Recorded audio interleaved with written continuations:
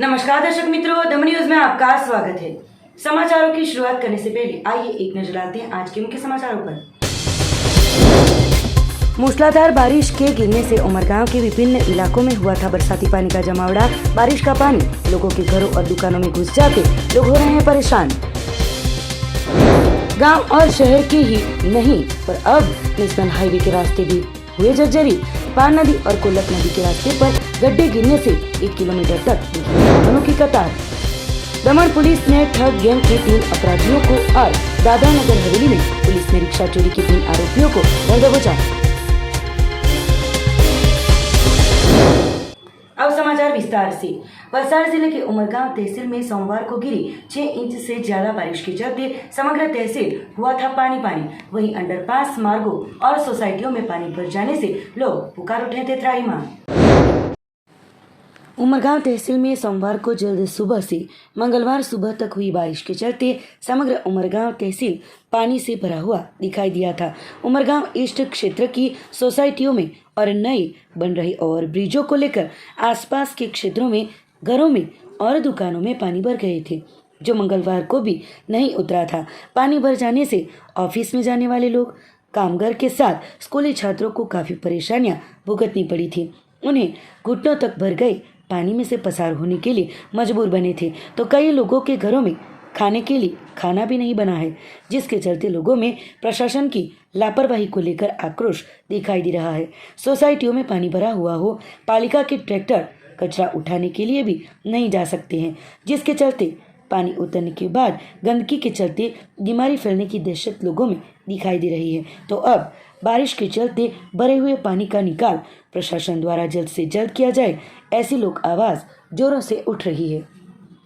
બ્રિજનું કામ ચાલુ છે ને ગટરની લાઈન પણ કામ થયું નથી ને મારે અહીંયા દરરોજ આવવા જવાનું છે। મારે ત્યાં ઓફિસ છે, મારે રહેવાનું સ્વપ્નલોક છે ને મારે આદિત્ય એન્ટરપ્રાઇઝમાં મારે રહેવાનું છે, ઓફિસ છે। પાણી એટલું બધું આવી ગયું છે આ વખતે ને ગટર લાઈનનું કામ થયું નથી। મારે આવવા જવાની તકલીફ થઈ છે ને લોકોને પણ ઘણી તકલીફ થઈ છે, પણ શું કરે કે સર્વિસવાળા છે સવારે ચાલી જાય એટલે અહીંયા કોઈ છે નહીં હાજર ને આ પ્રશાસન આમાં કંઈ કામ કરે એવું અમને આશા છે।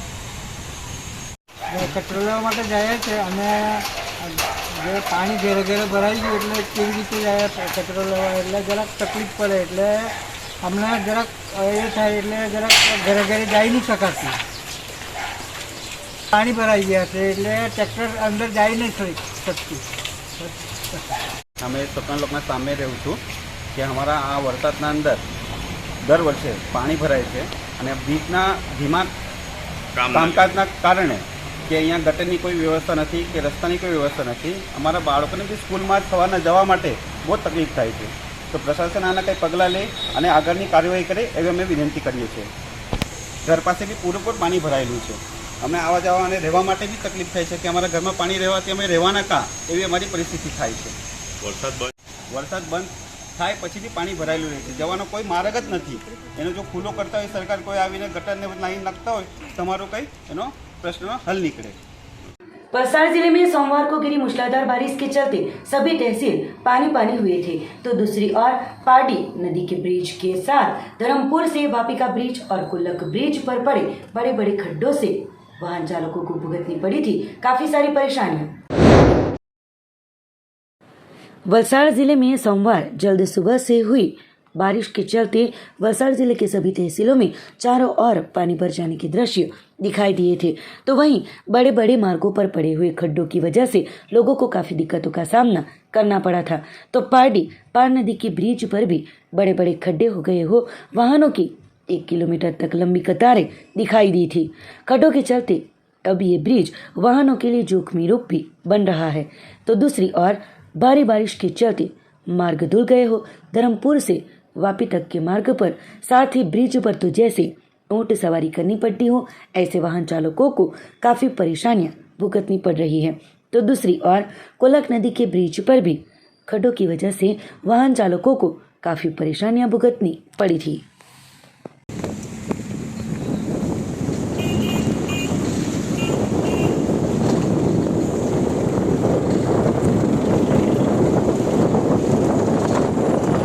वलसाड़ जिले के वापी तहसील में आई सिर्फ एक high profile Awadh Ethiopia society में मूसलाधार बारिश के चलते घुटनों तक पानी भर जाने से लोगों को काफी दिक्कतों का करना पड़ा था सामना।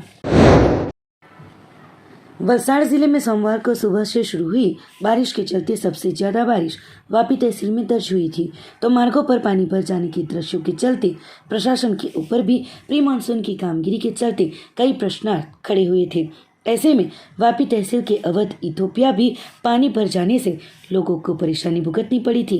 गौरतलब है कि अवध एक हाई प्रोफाइल सोसाइटी हो, करोड़ों रुपयों की लागत से बनाए जाने के बावजूद भी पानी भर जाने से पैसे देकर भी लोगों को परेशानियां भुगतने की बारी आई है। वापी तहसील के टुकवाड़ा में आई हुई अवध इथोपिया सोसाइटी में कमर तक पानी भर गया हो, लोगों को काफ़ी दिक्कतों का सामना करना पड़ा था और अवध सोसाइटी में पानी भर जाने से लोगों में आश्चर्य भी फैला था। संघ प्रदेश दादरा नगर हवेली में देरी से लेकिन शुरू हुई बारिश के चलते पूरा दादरा नगर हवेली में छाया में गो, किसानों में छाई खुशी की लहर, तो दूसरी ओर निचले इलाकों में पानी भर जाने से लोगों को भुगतनी पड़ी थी परेशानियां।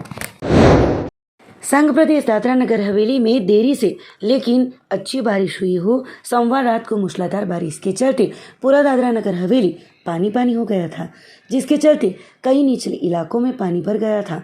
दादरा के काकड़फलिया में पानी भर जाने से स्थानिक रहीश परेशान दिखे थे, तो गांव में बारिश आते ही उत्साहित किसानों द्वारा डांगर के बीज डालने के लिए खेतों को तैयार कर दिया है और जिनके बीज नहीं डाले गए हैं वो किसान भी एग्रीकल्चर डिपार्टमेंट से बीज की खरीदारी कर रहे हैं। दूसरी ओर किसानों ने बताया कि लगातार अब बारिश नहीं आनी चाहिए, वरना बीज को नुकसानी भी हो सकती है। दूसरी ओर गर्मी से परेशान लोग बारिश गिरने से खुशी से झूम उठे हैं और ठंड की मजा ले रहे हैं।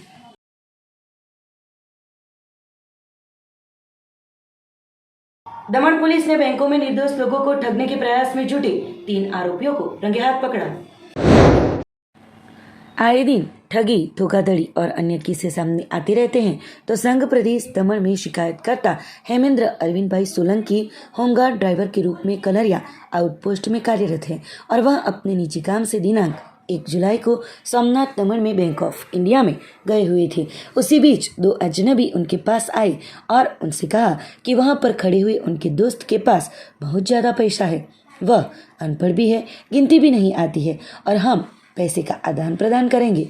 होमगार्ड के नाते और इस क्षेत्र में इस तरह के अपराध का पिछला अनुभव हो, तुरंत हेमेंद्र ने कलारिया आउटपोस्ट के ड्यूटी स्टाफ को मौके पर बुलाकर मामले की जांच की गई, तो पाया गया कि वे यहां पर निर्दोष लोगों को ठगने आए हुए हैं, जिसके चलते तीनों संदिग्ध व्यक्तियों की पूछताछ और तलाशी के लिए कलरिया चौकी लाकर पूछताछ में उन्होंने अपने नाम अरुण हिरेन बसु उम्र वर्ष 24 साल, सूरज लाल बाबू सिंह उम्र वर्ष 32 साल, करण अमर राठौड़ उम्र वर्ष 26 साल, जिनकी व्यक्तिगत जांच करते 500 रुपये की असली नोट के रूप में सिर्फ 1 नोट ही रखी थी और बाकी की सब नोट की गड्डियों में देखते सिर्फ नोटबुक के पन्ने ही मिलते।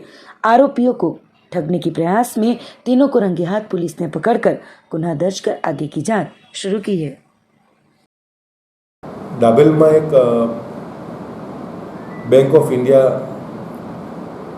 બેંક આવેલી છે, જેમાં એક અમારા કલરિયા પોલીસ ચોકીમાં કામ કરતા હોમગાર્ડ જેનું નામ હેમેન્દ્ર સોલંકી, જે પોતાના કામ અર્થે બેંક ઓફ ઇન્ડિયામાં ગયેલા હતા, તે સમય દરમિયાન 3 એવા વ્યક્તિઓ જે રિક્ષામાં આવી અને બેંકમાં અંદરમાં ઘૂસી અને અમારા હોમગાર્ડના સંપર્કમાં આવ્યા। ત્યારબાદ હોમગાર્ડને એવું લાગ્યું કે આ ખરેખર કોઈ ચીટર જેવા લાગે છે, જેથી કરીને વધુ માહિતી માટે પોલીસનો સંપર્ક કર્યો કલરિયા આઉટપોસ્ટમાં અને ત્યાંથી પોલીસ સ્ટાફ બોલાવી અને આ વ્યક્તિઓને ત્યાં બેંકમાં જ પકડવામાં આવ્યા। ત્યારબાદ તપાસ કરતાં ખબર પડી કે આ વ્યક્તિઓ પોતાના પૈસાની એક ગદ્દી બનાવે છે અને ગદ્દીમાં વચ્ચે કાગળો હોય છે અને આગળ ને પાછળ પૈસાની એક નોટ હોય છે। ત્યારબાદ કોઈ આ અજાણ્યા વ્યક્તિઓ જેને વાતોમાં ફોસલાવી અને પછી સામેવાળા વ્યક્તિના પૈસા લઈ અને રફુ ચક્કર થઈ જાય તે ગેંગ હતી, તેને પકડી અને તેના ઉપર FIR કરી આગળની કાર્યવાહી હાથ ધરેલ છે. એક આરોપી છે જે પાસ્ટમાં 4 થી 5 ગુનામાં गुजरात और महाराष्ट्र में संडोवाયેલો છે. सिलवासा पुलिस ने चोरी किए गए ऑटो रिक्शा के साथ 3 चोरों के साथ एक नाबालिग को लिया हिरासत में। रुपये 2.40 लाख की रिक्शा को कब्जे में लेकर आगे की जांच शुरू की। सिलवासा से चोरी की ऑटो रिक्शा के साथ 3 आरोपियों और एक नाबालिग को पुलिस ने लिया हिरासत में।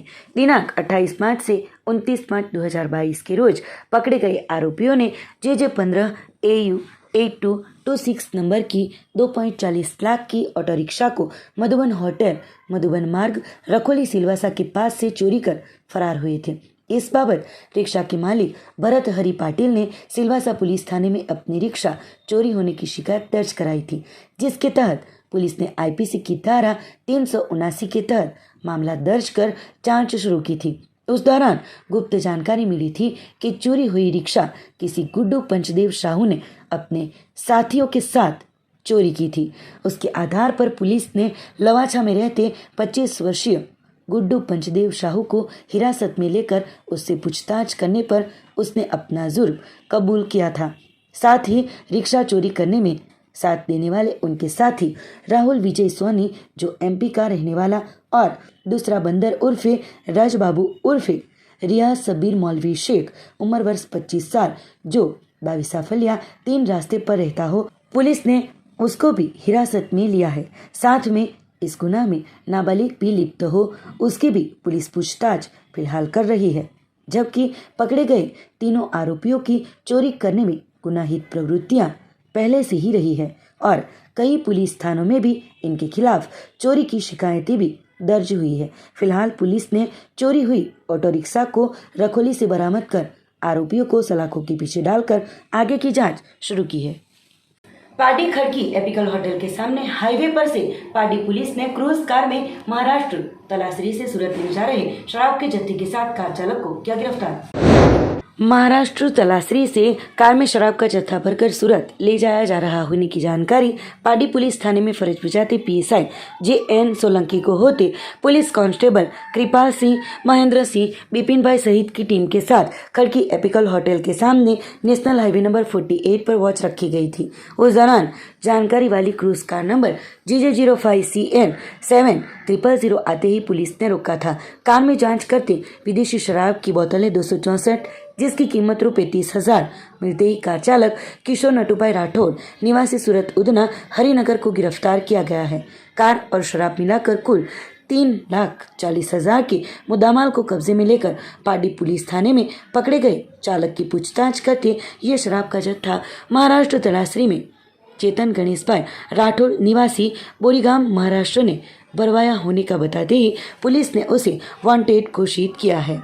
पुलिस ने पकड़े गए चालक के विरुद्ध विविध प्रोहिबिशन की धारा के अंतर्गत गुना दर्ज कर आगे की कार्यवाही शुरू की है। दमन से पैसेंजर रिक्शा में शराब ले जा रहे 2 रिक्शा चालक के साथ पार्टी पुलिस ने 4 महिलाओं को किया गिरफ्तार। 52,000 के मुद्दामाल को लिया कब्जे में। दमन से पैसेंजर रिक्शा में शराब भरकर महिलाओं की सवारी निकली होने की जानकारी पार्टी पुलिस को मिलते ही पार्टी कलसर चेकपोस्ट पर जानकारी वाली रिक्शा नंबर JJ15 TT 1131 और JJ15Y 9080 आते रोका गया था। दोनों रिक्शा में रिक्शा चालक के साथ 4 जितनी महिलाएं सवार थी और जांच के दौरान विदेशी शराब का जत्था मिला था। दोनों रिक्शा मिलाकर पार्टी पुलिस ने रुपये 52,375 का विदेशी शराब का जत्था जिसे पकड़कर कब्जे में लिया गया था और रिक्शा चालक मुकेश करशन भाई उग्रेजिया निवासी उदवाड़ा सब्जी मंडी और रणवीर सुरेश चंद्र गोस्वामी निवासी रेटलाव हनुमान मंदिर के पास से और रिक्शा में सवार हिनाबेन राजेश भाई पटेल निवासी वलसाड दांडी फलिया, सरस्वती छनुभाई पटेल निवासी नवसारी गणदेवी पोसरी बुलिया फड़िया और फातिमा मोहम्मद मांजारा निवासी सूरत सलामी मस्जिद और जसवंती पटेल निवासी सूरत गोल्डन आवास को पार्टी पुलिस ने गिरफ्तार किया है और दोनों रिक्शा को कब्जे में लिया गया। दक्षिण गुजरात का पहला किडनी प्रत्यारोपण करने वाला हरिया LG रोटरी अस्पताल वापी में उपलब्ध होते लोगों ने व्यक्त की खुशी। वापी तहसील के साथ समग्र दक्षिण गुजरात के लोगों के लिए खुशखबर। किडनी प्रत्यारोपण की सुविधा अब हरिया एलजी रोटरी अस्पताल वापी में उपलब्ध है। आरटीएन श्री कल्याण बनर्जी ने कहा कि पिछले 1 साल से अपने अस्पताल में किडनी ट्रांसप्लांट विभाग स्थापित करने के लिए काम कर रहे हैं, तो उनके द्वारा खुशी के साथ घोषणा की गई है कि उन्हें किडनी प्रत्यारोपण सर्जरी के लिए आवश्यक अनुमति मिली है। साथ ही अन्य विभाग भी यहां पर उपलब्ध है। तो डॉक्टर नारायण दास केवलानी, जो वरिष्ठ सलाहकार यूरोलॉजिस्ट हो, उन्होंने कहा कि हरिया एलजी रोटरी अस्पताल दक्षिण गुजरात का पहला किडनी प्रत्यारोपण करने वाला अस्पताल होगा।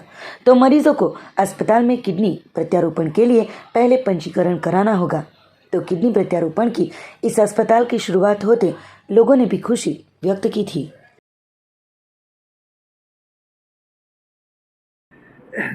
हमारे हॉस्पिटल में हम लोग तैयारी कर रहे हैं किडनी ट्रांसप्लांट करने के लिए। किडनी ट्रांसप्लांट करने के लिए तैयारी कर रहे हैं और अगर आप चाहें हम इसमें बोलें तो हिंदू उठाना पड़ेगा। खैर, दक्षिण गुजरात में सूरत के सिवाय यहाँ हम लोग किडनी ट्रांसप्लांट कहीं होती नहीं है। इसलिए किडनी ट्रांसप्लांट के जितने भी पेशेंट होते हैं उनको या तो आगे जाना पड़ता है, अहमदाबाद की तरफ जाना पड़ता है, सूरत जाना पड़ता है, नहीं तो बॉम्बे जैसे जगह में जाना पड़ता है, नहीं तो इलाज होता ही नहीं है। कई लोगों के पास जो साधन नहीं होते हैं आगे जाने के लिए, जो आर्थिक मदद की ज़रूरत होती है, अगर नहीं होते हैं तो वो इलाज कर ही नहीं पाते। इसलिए हम लोग कई दिनों से सोच रहे थे कि हम किडनी ट्रांसप्लांट यहाँ अगर कर सकें तो हमारे जितने आदिवासी जितने हैं लोगों के लिए बहुत ही कारीगरी हो जाएगा। इसलिए हम लोगों ने शुरुआत करी है। अब आशा है कि परमिशन तो सरकार की तरफ से परमिशन आ चुका है।